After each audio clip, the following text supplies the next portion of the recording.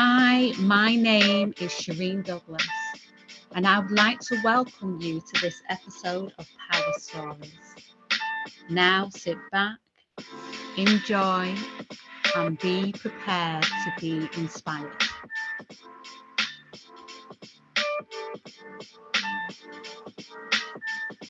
Welcome everyone to Power Stories. This is where powerful women like myself and Sally share with you their very own power stories. So if you don't know me, my name is Shireen Douglas. I am an energy healer, and I also consider myself a space holder for women.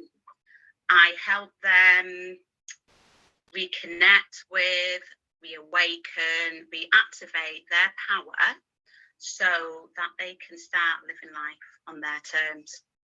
So, Sally, do you want to share a bit about yourself and let everybody know who you are and what you're about?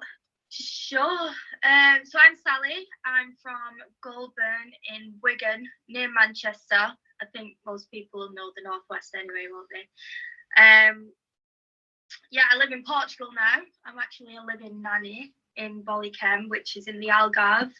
I've lived in Portugal it was a year in September. So September 2019, I moved over, but I lived in a van for 8 months. Now I live in, it's more or less a mansion. Wow. I'll put pictures in one time. Yeah. Oh, that's amazing. Okay, so before we get into your own power story, I just want to ask you, what does the word power mean to you? The word power means to me standing in your truth, being true to who you are, and not being shaken by other people's opinions. Amazing. That is powerful. That is powerful. So, do you know when you feel empowered? Yeah. Like you feel it in your body, don't you? Oh God. When you're empowered, how does it feel in your body?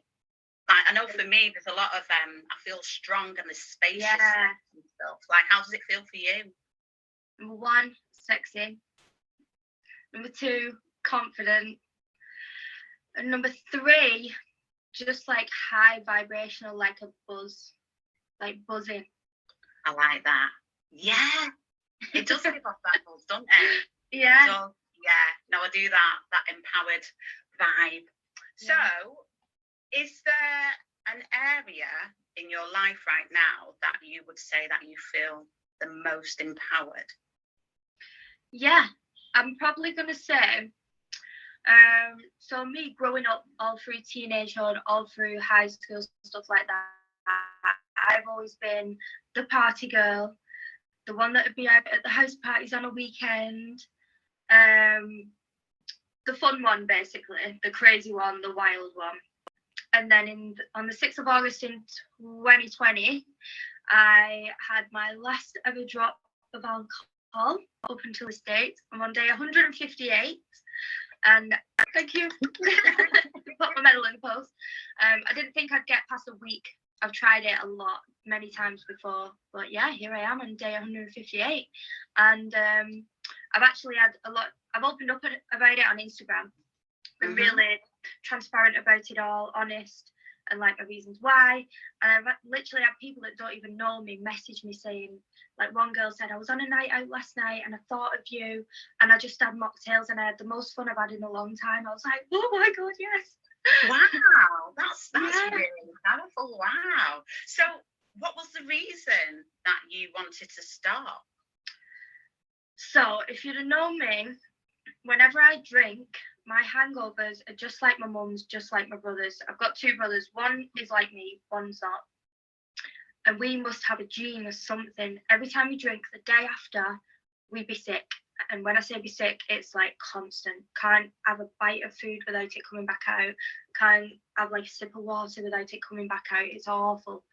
And this last year, I've launched 2 books. but the second one was taking me a while. And every time I drank, I was setting myself back like at least 5 days just to do one page. It was doing me nothing. And then this one last time I drank, I was walking down the street on my own, and I projectile vomited. And there was people on the other side of the street, and I remember I'd had a can of Coke because I thought there was an ingredient in Coke that stopped you feeling sick. Yeah. So I had a bit of it, thought it was okay, started walking everywhere. And then I was being sick that much, my lips went blue, my skin went grey, and I didn't even have that much. And I thought, oh my God, I'm going to die. It scared me. And I was like, this is it, I'm done. Bloody hell, that. Oh, yeah, that's enough. I know. You want to stop, innit? Just a bit.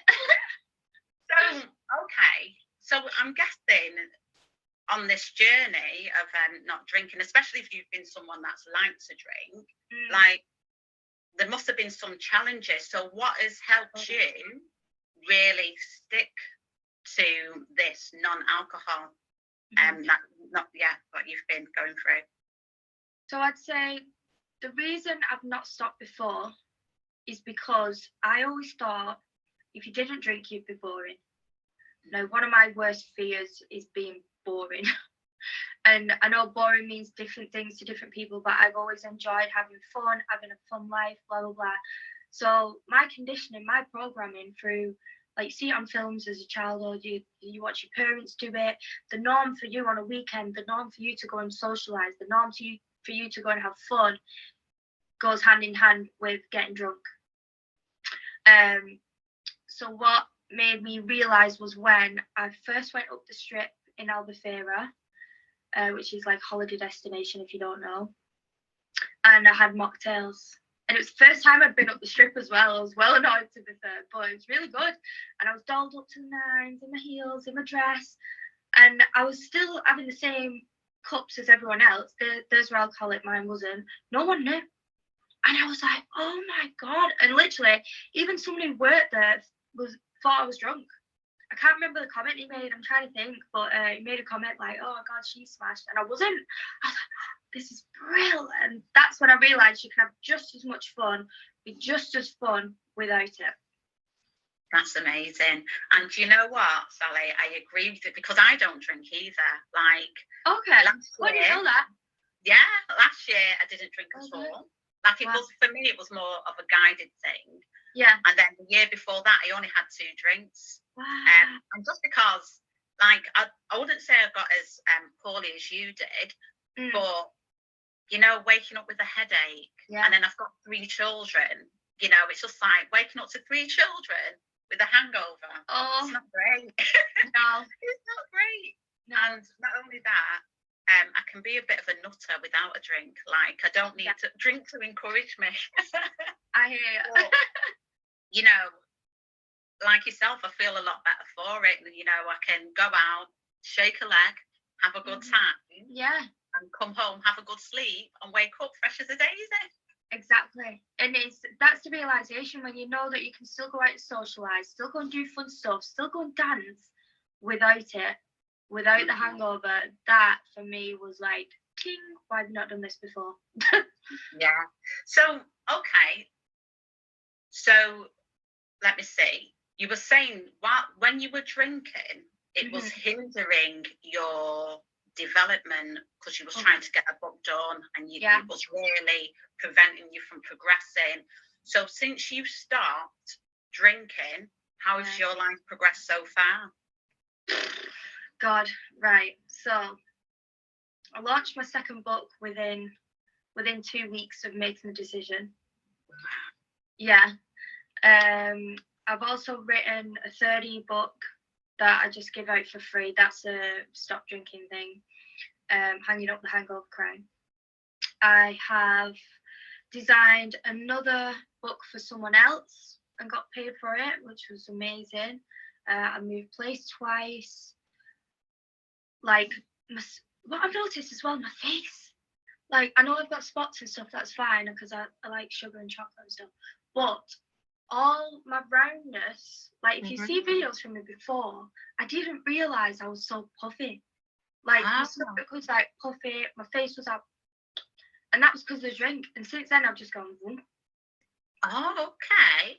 without trying as well. I'm like, yes. That's interesting. Wow. Mm, Okay. yeah. Yeah. Did you not notice that? Yeah, well, watching it, because I know you post a lot of your experiences. Like, yeah, to me, you look great. You look like you're having an amazing time. And yeah, I just love watching your experiences, to be honest. And I think you look gorgeous anyway. Yeah. No, I meant with you. Did you not notice on yourself when you stopped drinking? Well, I don't know, because, see, I had and still carry a little bit of like I'm calling it my pregnancy weight. Okay. So yeah, I don't know. And to be fair, I never used to drink that much in the first place. Okay. So like, I think the times where I drank lots of alcohol was probably in like my early 20s. Okay. You know, when you're out nearly every day of the week, you're doing the shots and one after the other. So but after that, after I had kids, I couldn't handle my drink anymore. Okay. So yeah, I've never been able to do just the one. I'm the one and all or none. Yeah, see, I was never I was never one of those people that could down drinks at that wasn't me. But I did like a drink though. I did. Yeah. So, okay. So during this time, since you've quit alcohol, would you say, because you've been doing all these amazing things, like one of the things that I've noticed about you, and I think you spoke about, is your mindset has changed. Like, how has that changed? I'm just more positive. I'm more calm. I'm more confident. I'm clear. Like, it's so crazy. I used to be the one that used to say, it can't affect your brain that much. It doesn't have that. I'm young. Oh, yeah, it does. When you stop, I can remember things from last week. I couldn't remember things from the day before last time. And like, now it's just, I wake up in a good mood because I've not got the lump. I'm like excited. I'm full of energy, and it's just nice. Yeah. It's like a living, isn't it? Yeah, so here's one of the things that I come up against. I don't know if you're the same. When you go out with all your friends that drink, how do you cope with peer pressure? Like, oh, go on, just have the one. Go on, one's not going to hurt you. I get it all the time. I either say, you respect what I want to do, or I'm going.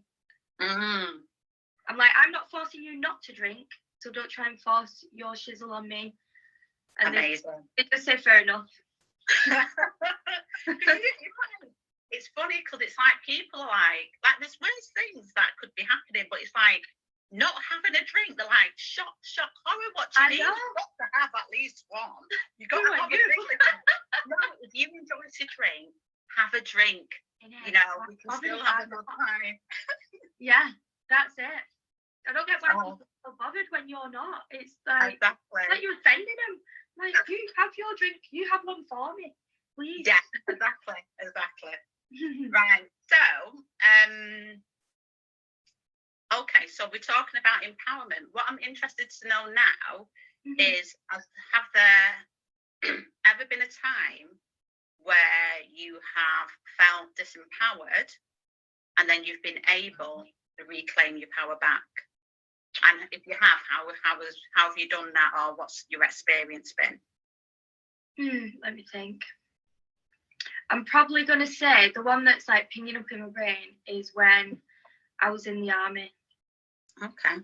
So as a girl, being in the army, obviously there's all the equality and stuff like that, but they don't want you being a girly girl, especially in phase 1 training, because you're not allowed to fraternise. And you're not allowed to make the opposite sex feel attracted to you. So, yeah, when I turned up, I bleached on her. I was in a little miniskirt and tights. I had like makeup on, and straight away they made my dye my hair brown. I weren't allowed to tint my eyebrows anymore, and I'm naturally quite like light-haired, so I was like, I hid a bottle of fake tan in my locker. Because I knew they wouldn't want it. So I took 2, and when they said hand anything in, I gave him one, said that was all I had, and then they did the locker inspection. Got everyone out on the line, and they were like, "Whose is this?" So it's so they took the fake tan. And then even I chose quite a boyish job role. So I was in the artillery. I was in the MT, so I got like a C license. I used to drive the big trucks. And it was like, say you went out for drinks with everyone on a weekend and say you kissed someone. If it was a girl, it was a massive big deal. But for the lads, it was encouraged. So for me, that was a bit like, they try and make you into a boy, kind of. Yeah. But yeah, I'd say the way I got my power back, and as well, they make you think that you're not going to be able to get a job when you leave the army. Really? Yeah. It's like another world in there, trust me. Wow. So I'm going to say the way I got my power back was by getting a job at Swarovski the same week I left, and wearing a dress to work, and keeping my girly side. I used to still go out in dresses and spray tans on a weekend.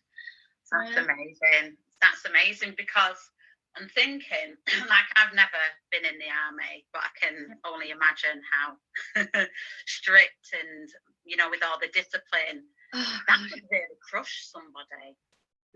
Well, they try. Yeah. So the fact that, because to me, it sounds like you really stayed in your power. Like, it's almost like, this is me. Thank you very much. Yeah. You're telling me I can't tip my eyebrows. No, so yeah, just celebrating that, because from what I've seen, and from what I presume, like, that can really crush some people. So, and here you are now, living your best life. Yeah, with my blow dried hair. I know. So, for the people watching today, or who are going to be watching the recording, what piece of advice would you have for them about being in their power or empowerment? Mm-hmm.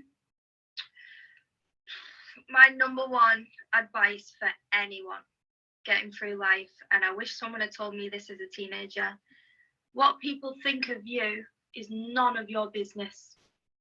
Why do you care? Why do you give it your energy? Who cares? Focus Say it one more time, just for the people at the back. Say it one more time. What people think about you is none of your business. Mic drop. Honestly, do you know, it's a saying that I've heard before, but it's definitely something that we get stuck in, isn't it? It's like we're constantly wanting approval, we're constantly worried about what a stranger would say. Like, not even just like family and friends, but like strangers. What you go and walk into Tesco wearing? Why you asked? Go in something comfy, girl. Yeah. Do you know what? That's amazing advice, and it's and definitely. And don't get me wrong, there are times where I have to check myself. Yeah. Where I have to give myself a talking to, and just because the thing is with that as well is we are very good at coming up with our own stories. So we think we know what somebody else is thinking about us. Yeah. We don't. And for people like myself, who is, I'm psychic and stuff, I really think I know. And it's like, no, you don't. No, you don't. Like, I'm not literally reading, because I don't go around reading minds. It's no only difference between what is my stuff and what's really happening. It's like, I don't know what that person's thinking. If the person's a bit flustered, it's not because I've walked into the room. It might be because they're having a bad day. How about that? Nothing to do with me. Get out my ego, please. Mm-hmm. Thank you. Do you know what I mean? So, I think we all could do with checking ourselves every now and again.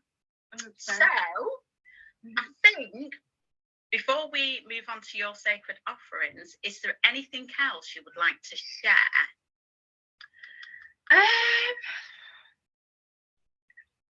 Just that if anyone comes to Portugal, in the summer. I know things are a little crazy right now, but you can still travel without the thing at the moment. So you don't actually need that to come over. If you do or not, it's up to you, whatever. But anyone that comes to Portugal, please shout me and let's meet up. I'm dying for some English company. Did you hear that? So that sounds like an invitation to me. Yes. If we didn't have my lot, I would definitely be over there. Yeah, I want to arrange a retreat. Oh, okay. We can talk about this one time if you want. Yeah, and also, well, keep me posted. So, I think that's the end of our chat about power. And I'm going to hand it over to Sally, where she's going to tell us a bit about what she's got going on at the moment and her sacred offerings. And any of the information that she shares here today, I will put any of the links or information down in the comment section, and I'll do a post in the group as well. Over to you, Sal. Okay, so so I'll start with, because I've spoken about not drinking, I'm starting a 30-day motivation group on Friday the 14th. It's £30, and I'm doing it with the lady who I live with. She's a nutrition specialist and a fitness coach, but the fitness that she does is like fitness flow, so ballet, stretching, balance. It's amazing. So we're both putting together this motivational group. So if you want to quit drinking, smoking, dairy or sugar just for 30 days, or you can carry on, then I'm inviting you to join the group, invest €30, and with that you will get 2 online fitness classes a week with my lady. You'll get graphics designed by me, so you'll get I can't show you because my phone's there, vision board for your phone, so your subconscious will be seeing it without you even realizing. You'll be getting print off charts to put on your wall and tick off each day and give your inner child a little whoop whoop. You'll get nutrition advice. You'll be in a group of absolute cheerleaders. We'll be holding you accountable. I'll be putting in mindset and journaling techniques and positive quotes in daily as well. So it's quite a lot. So yeah, anyone that wants to join before Friday, pop me a message and let's go. And then I will tell a bit about my books, my babies. So this was the first one, Be Happy.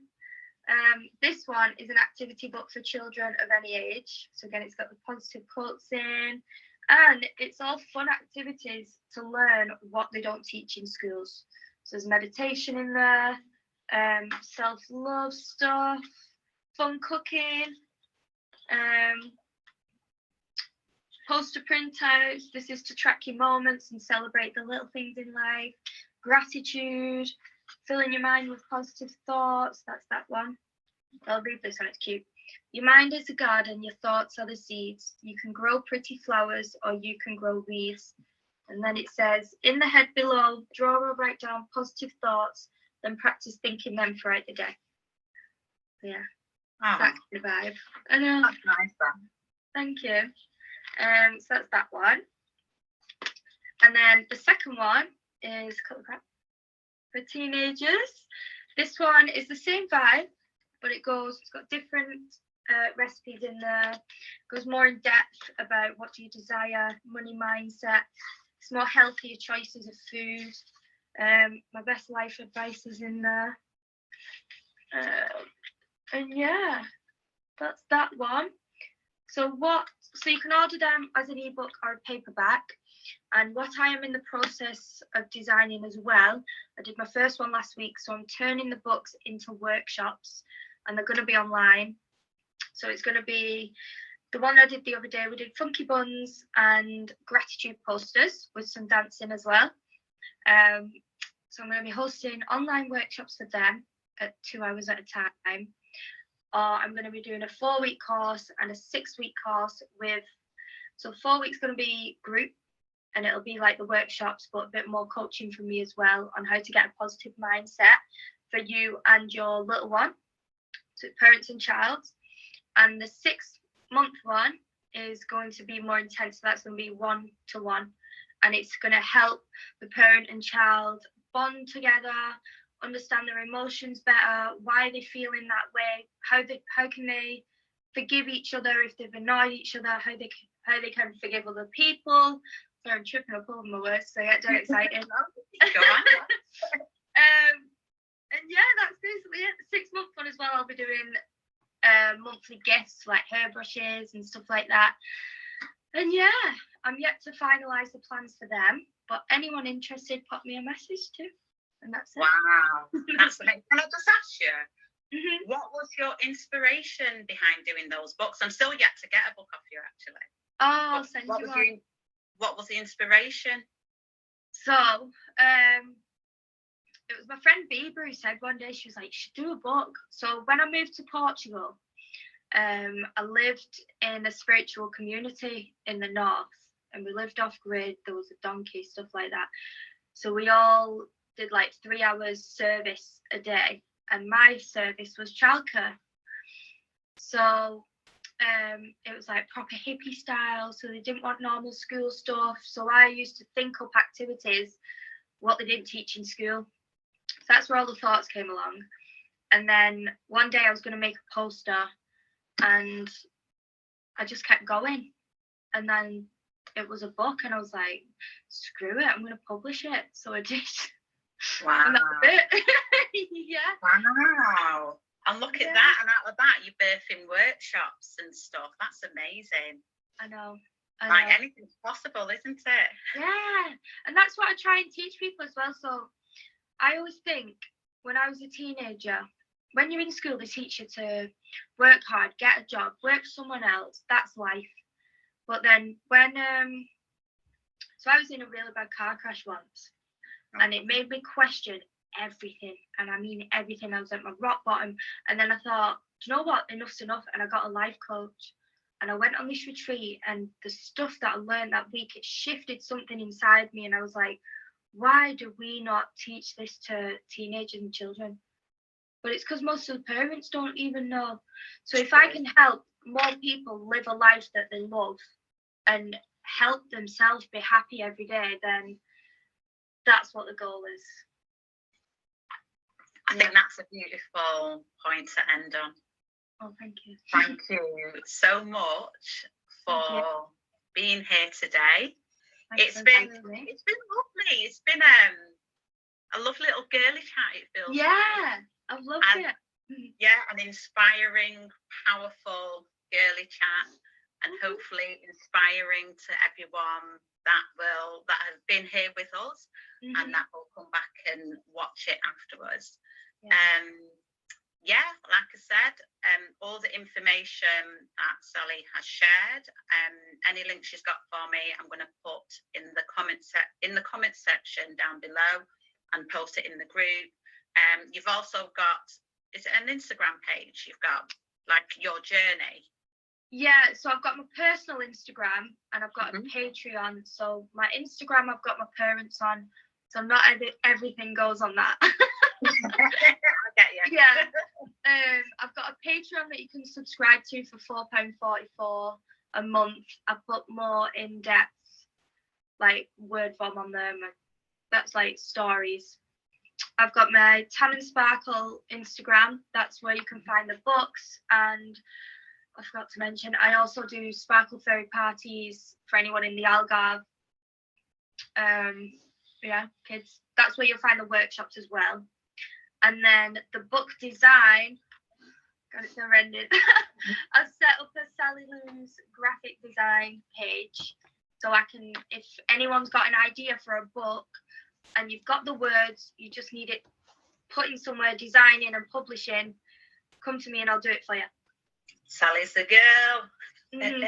That's that. So you've got all that. I'm going to put the information in the group. Thank you so much, Sally, for agreeing to come and chat with me. It's been really nice. Yeah. And I hope everybody in the group has got something from it. I know I have. It's really watching Sally's journey and what she posts. It's really inspiring, and it really lets me see what's possible, because it's just like not to say that, oh, you don't have any challenges, because I think that's the kind of misconception that we have sometimes when we're watching someone on social media, like, oh, it's all great. Like, I'm like, I don't know you go through challenges, but everyone goes through challenges.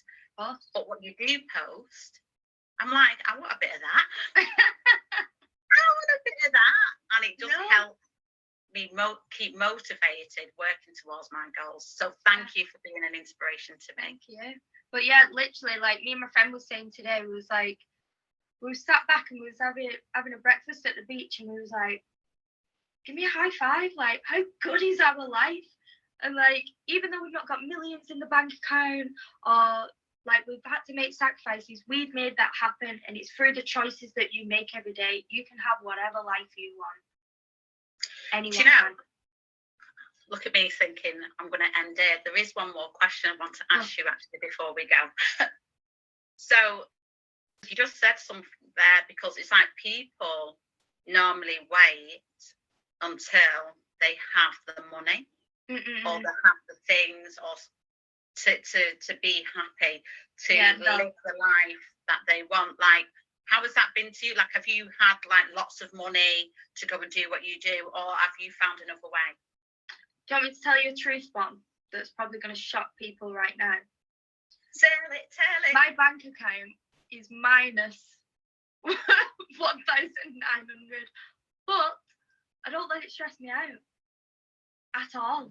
As long as I've got a roof over my head, food to eat, water to drink, everything's okay. I know that I'll pay that off one day. I'm not in a rush. I could die tomorrow. I won't be in a rush then, will I? The house that I live in, I live for free in exchange for my childminding services. I just think the shift that helped me be like this and be happy without a full bank account was realizing that you don't need money to fulfill your dreams. There's always ways, and if you look at different ways to make money, what do you want that money for? To eat? Because you don't need that much to do that. And like, it's just taking that leap of faith. Like, people say to me, oh, I wish I could have your life, but I've got this, I've got that. Just do it.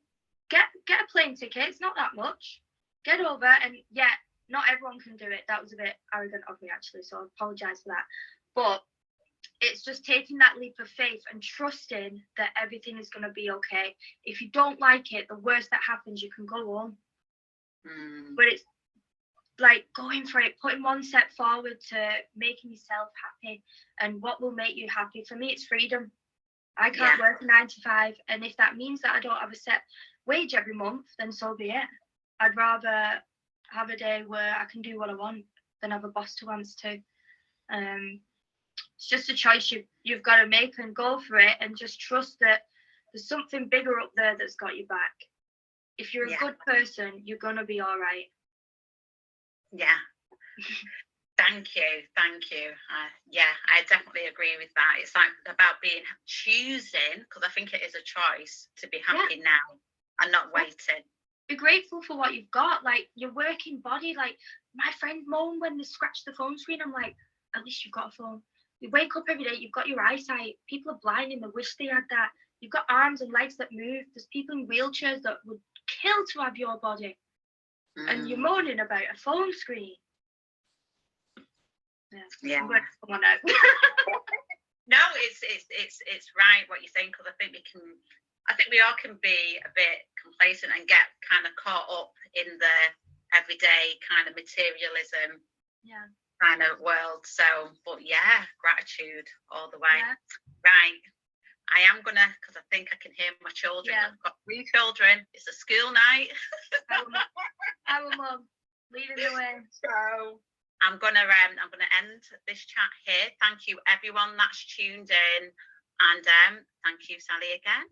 Yeah, thank you. See you soon, darling. You too. Ciao. Bye.